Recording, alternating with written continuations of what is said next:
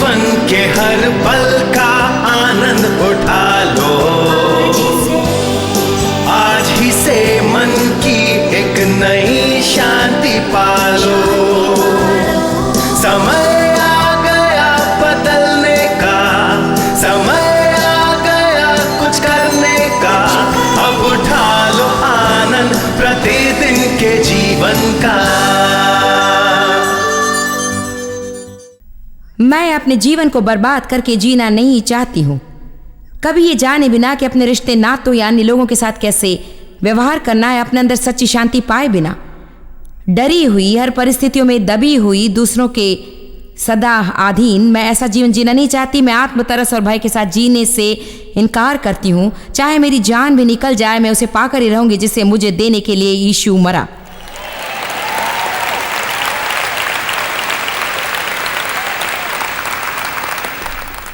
हम जीना नहीं चाहते हैं, हम चंगाई पाना चाहते हैं। सचमुच यदि आप चाहें तो आप चंगे हो सकते हैं। निकाले यूहन्ना 5।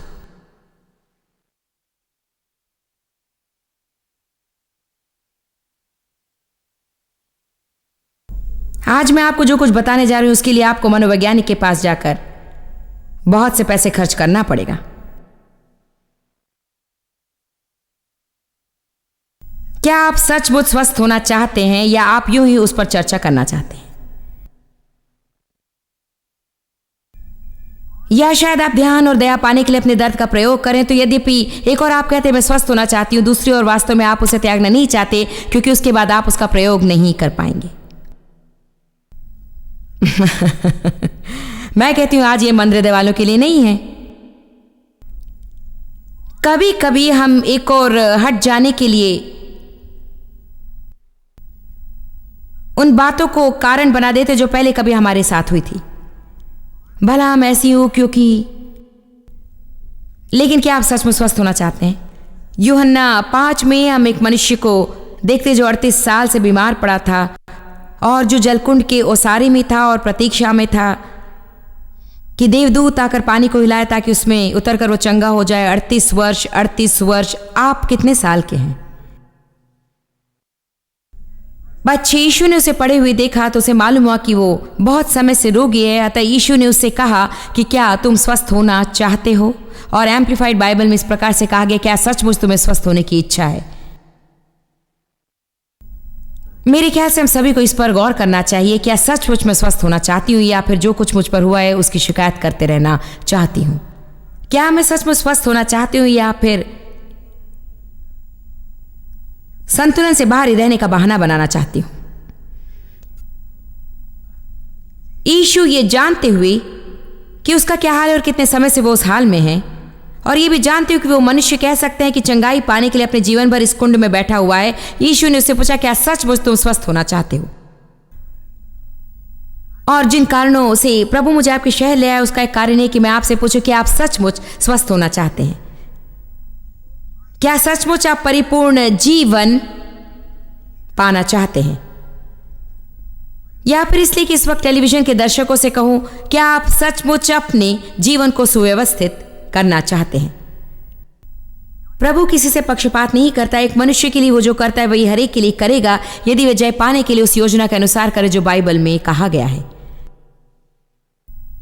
प्रभु किसी से पक्षपात नहीं करता है, लेकिन हर एक उसकी कीमत चुकाने को तैयार नहीं है। कुछ पाने के लिए किसी मनुष्य ने जो कुछ किया, यदि आप उसे करने को तैयार नहीं तो ईर्ष्यालु मत बनिए। यीशु ने इस मनुष्य से एक दिलचस्प बात कही, क्या तुम सचमुच स्वस्थ होना चाहते हो? सचमुच बाइबल का ये अंश मुझे बहुत पसंद है। तब यीशु ने उससे कहा, उठ, अपनी खाट उठाकर चल फिर।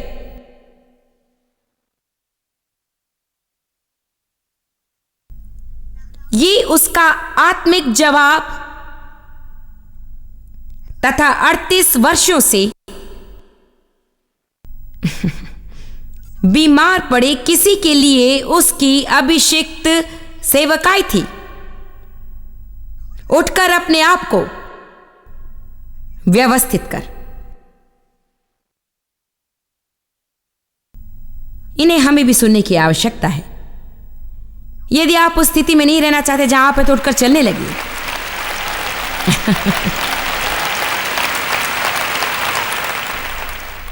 अब आज मैं आपसे 10 सोपान वाली प्रक्रिया के बारे में कहना चाहती हूं, जो मेरे विचार से प्रभु की प्रक्रिया है। मैं जानती हूं जैसे ही मैं 10 सोपान कहती हूं मेरे परिवार वाले हंसने लग जाते हैं, क्योंकि अक्सर मैं 2 की व्याख्या करके बाकी का उल्लेख करती हूं, लेकिन आज मैं पूरी व्याख्या करूंगी।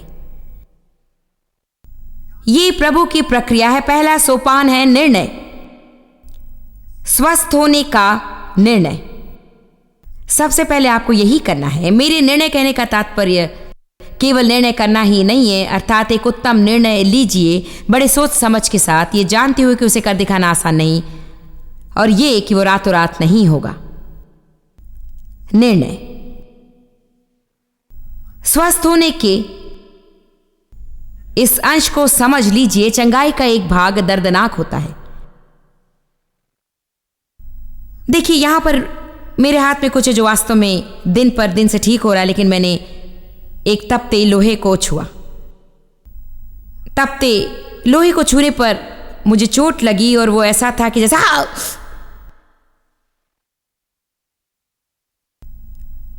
परंतु 3 हफ्तों से ठीक होता आ रहा है। फिर भी अभी तक पूरी तरह ठीक नहीं हुआ है। शायद इसे पूरी तरह ठीक होने में और 2 हफ्ते लग जाएंगे। सचमुच इससे मैं परेशान नहीं हूं, मैंने उसे यूं ही छोड़ दिया है। उसमें जरा सा क्रीम लगा लेती हूं और प्रभु पर छोड़ दिया कि वो उसका ख्याल रखे, क्योंकि यहां पर ऐसा ही एक था जिसे मैंने निकलवा दिया था।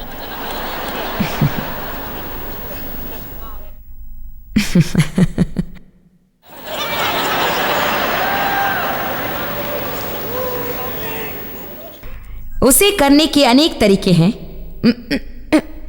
उखाड़ना, निकालना, अपने आप ही उसका समाधान ढूंढना, या फिर आप कह सकते कि अच्छा प्रभु मेरी ये समस्या जरा गंभीर है, उसे संभालने के लिए मैं तुझ पर भरोसा रखती हूं, मैं तेरी प्रक्रिया के अनुरूप करूंगी। क्या उसकी ठीक होते हुए मुझे दर्द हुआ? हाँ, लेकिन अभी वहां पर जरा भी दर्द नहीं है। अभी दर्द नहीं है, शायद कभी जरा सा हो, लेकिन मैं ये स्पष्ट करना चाहती हूं कि स्वस्थ होने में भी दर्द है। बड़ा रोचक है ना, कभी कभी चोट लगने पर जितना दर्द होता है उससे भी अधिक ठीक होते समय लगता है।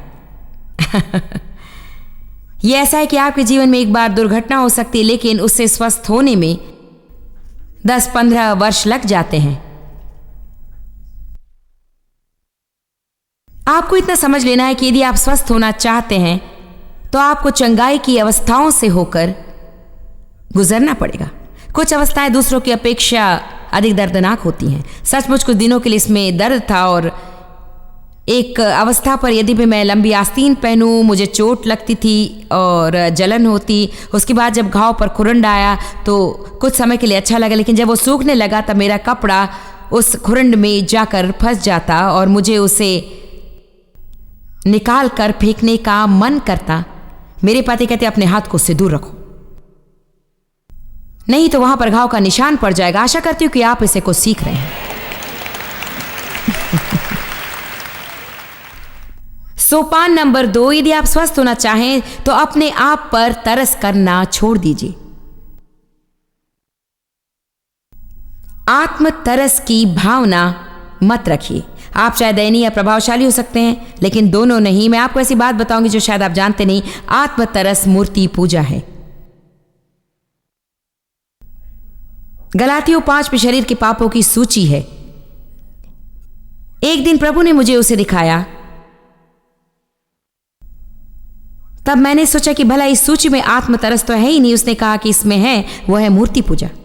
जब हम अपने आप पर तरस खाते हैं हमारा ध्यान अपने ही ऊपर रहता है और हम स्वयं को मूर्ति बना देते हैं। मेरा दुख, मेरा दर्द, तुमने मेरे साथ ऐसा किया, मेरा क्या होगा, मेरा क्या होगा। मैंने कहा था कि ये मंद हृदय वालों के लिए नहीं है। निकालिए मरकुस 8।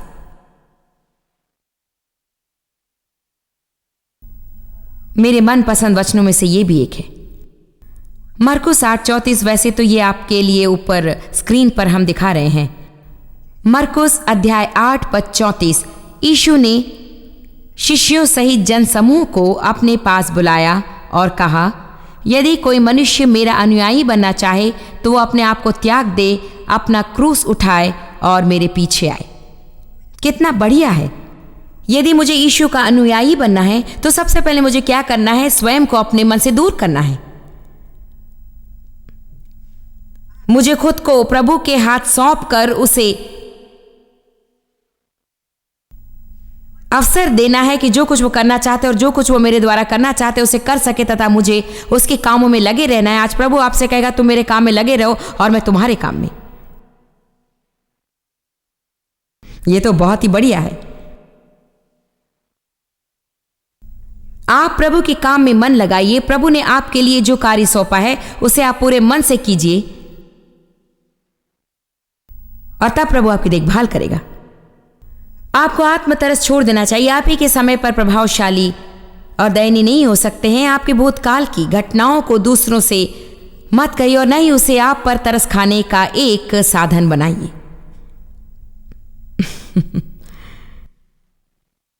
शायद कुछ लोग मुझसे सहमत हैं।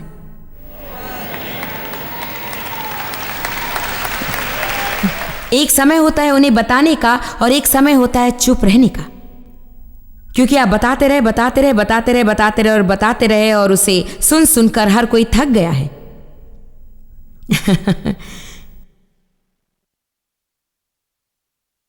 क्योंकि हर एक की अपनी अपनी समस्याएं होती हैं। लोग आपकी मदद नहीं कर सकते, केवल प्रभु ही कर सकता है। उसे बताएं कि आपका दुख क्या है और क्या हो रहा है। Come on now. देखिए, मैं आपसे कह चुकी कि कभी कभी इसे हजम करना कठिन होता है। ऐसा है कि आप क्या जाने मुझ पर क्या बीत रहे हो। यदि आप पर भी वही बीते जो मुझ पर बीत रही, तब आप भी किसी से जाकर कहेंगी। मैंने नहीं कहा कि आपको किसी से नहीं कहना है। हमें मित्रों से कहने की आवश्यकता है, परंतु एक समय होता है जब हमें उसके बारे में कुछ भी नहीं कहना चाहिए। हम एक बात को 25 बार कह सकते हैं, लेकिन उसके बारे में लगातार कहने से कोई लाभ नहीं होगा, क्योंकि जितना अधिक हम उसके बारे में कहेंगे उतना ही अधिक हम परेशान रहेंगे। जानते वो क्या करता है? वो चुपता है।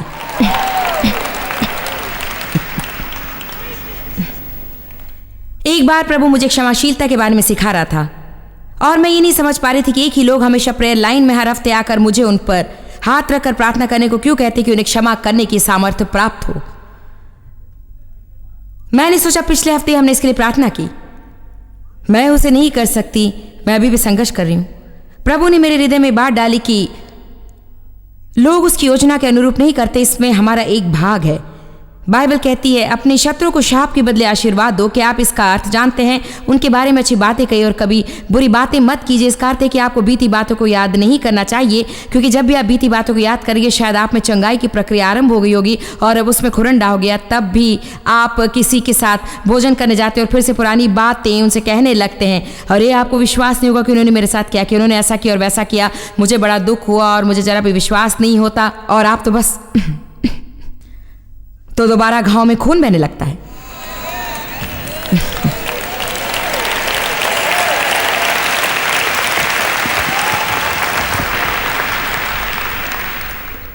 जानते हैं आपको इनसे क्या कहना था? वे बातें जो आप दूसरों के लिए कर सकते हैं।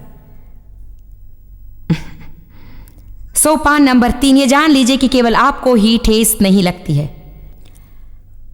चाहे आप जितने भी दुखी हों, ऐसा कोई है जो आपसे भी अधिक दुखी है। एक मनुष्य को मैं पहले जानती थी, मैं अभी नहीं जानती कि वो कैसा है, परंतु उसका एक बेटा था जो मर गया और सचमुच इस मनुष्य को प्रभु पर विश्वास था कि उसका बेटा स्वस्थ हो जाएगा, लेकिन ऐसा नहीं हुआ और वो बेटा मर गया। एक दिन गुस्से में उसने प्रभु से कहा, जब मेरा बेटा मरा तब तू कहां था? और प्रभु ने उसे कहा, उसी जगह पर था जहां मैं तब था जब मेरा बेटा मरा।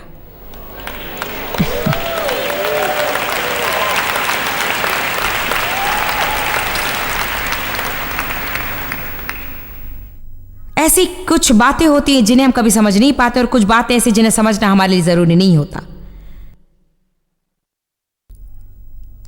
मुझे लगा एक बढ़िया जवाब है। हाँ, अपने पुत्र की मृत्यु से यह मनुष्य दुखी हुआ, परंतु अपने पुत्र को मृत्यु के घाट उतारने पर पिता परमेश्वर भी दुखी हुआ। आखिर दूसरों के दुखों को कौन समझ सकता है? पहला पत्रस 5:9। चलिए इसे पढ़ते हैं।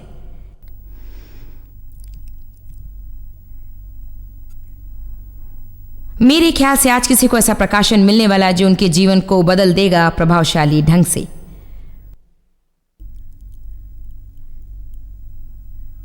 यहां शैतान के बारे में कहा गया और यह भी कि उसका सामना कैसे कर सकते हैं। वचन 9 कहता है, विश्वास में दृढ़ होकर शैतान का सामना करो। विश्वास में दृढ़, स्थिर, अचल, मजबूत और अविचलित रहो। स्मरण रहे कि तुम्हारा भातृमंडल इस संसार में ऐसे ही कष्ट सह रहा है। दूसरे शब्दों में एकमात्र हम ही कष्ट सहने वाले नहीं हैं, केवल हम ही दुखी नहीं हैं, एकमात्र हम ही किसी से होकर गुजरते नहीं हैं। और इसे समझ लेने में ये हमारी मदद करता है।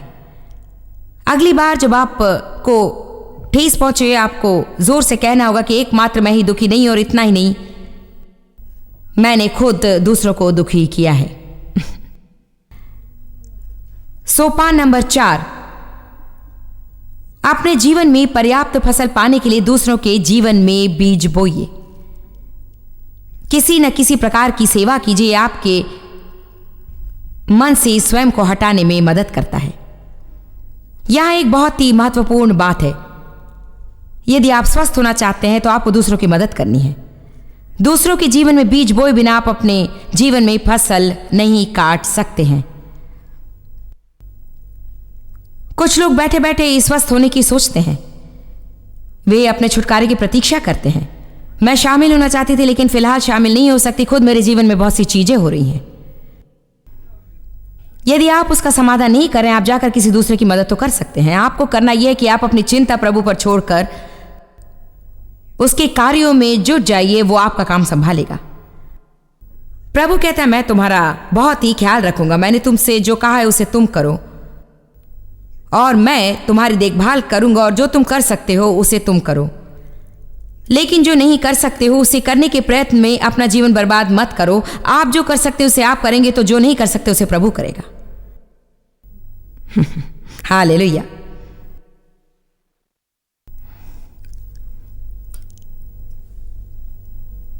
गलातियों 6:10 कहता है, जहां तक अवसर मिले सबके साथ भलाई करें, विशेषकर विश्वासी भाइयों के साथ। अर्थात अपने मन में सदा यही सोचते रहे कि किस तरह से दूसरों की भलाई कर सकते हैं। या आप जिस स्त्री को देख रहे हैं उसके लिए ये जीवन बदल देने वाला वचन है, क्योंकि हर दिन सुबह मैं अपने बारे में सोचते हुए उठा करती थी कि मेरा क्या होगा। गलातियों 6:10 कहता है, जानबूझकर मुझे सोचना होगा कि मैं दूसरों के लिए क्या कर सकती हूँ। मैं किसी प्रकार की भावना मुझ में उभरने की प्रतीक्षा नहीं करती, मैं तीव्रता से दूसरों की मदद करने को तत्पर रहती हूँ। मैं ये सोचकर अपने जीवन को एक प्रकार के बंधन में नहीं रहना चाहती कि मेरा क्या होगा, मेरा क्या होगा, मेरा क्या होगा, मेरा क्या होगा। ये एक दिन को गंवाने का घटिया तरीका है। मेरा क्या होगा, मेरा क्या होगा, मेरा क्या होगा, कोई मेरे लिए कुछ नहीं करता है। मैं कितने लोग जाते कि सोच में जीना कि मैं इसीलिए भलाई करने की सोचिए। पहला थिस्सलुनीकियों 5:15 कहता है कि तुम आपस में एवं सबके साथ भलाई ही करो। ये सब हमें जानबूझकर करना चाहिए। कहिए जानबूझकर। 5वां सोपान, अपनी क्रियाओं की पूरी जिम्मेदारी लीजिए, बहाना बनाना छोड़ दीजिए।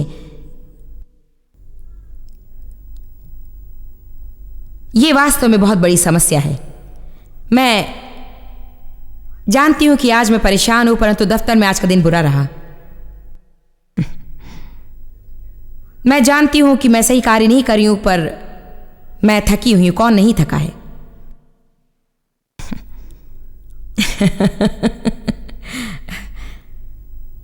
Come on now. हमारे पास बहानों का ढेर रहता है। भला ये बड़ा कठिन है। यदि मेरे साथ जो हो वैसा आपके साथ होता तो आपने भी ऐसा ही किया होता।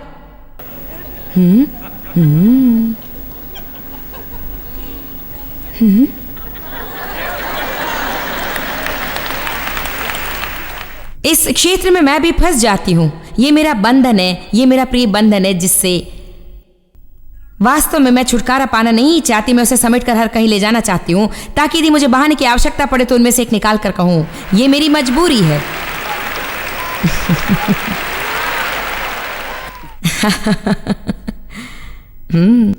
क्योंकि देखिए, हमें पीछे हटने के लिए कुछ तो चाहिए।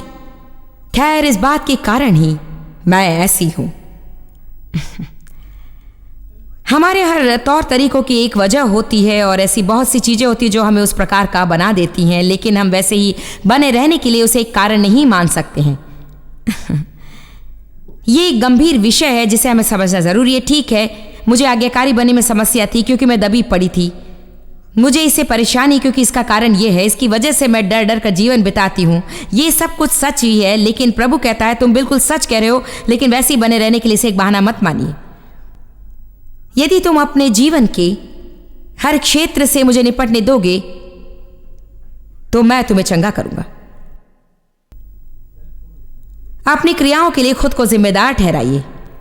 यदि बीते दिनों में लगे चोट के कारण बुरा व्यवहार करते हैं तो उसे अपनी क्रियाओं की वजह मत बताइए। अब इसके बाद आता है सबसे कठिन सोपान, नंबर 6, सत्य का सामना।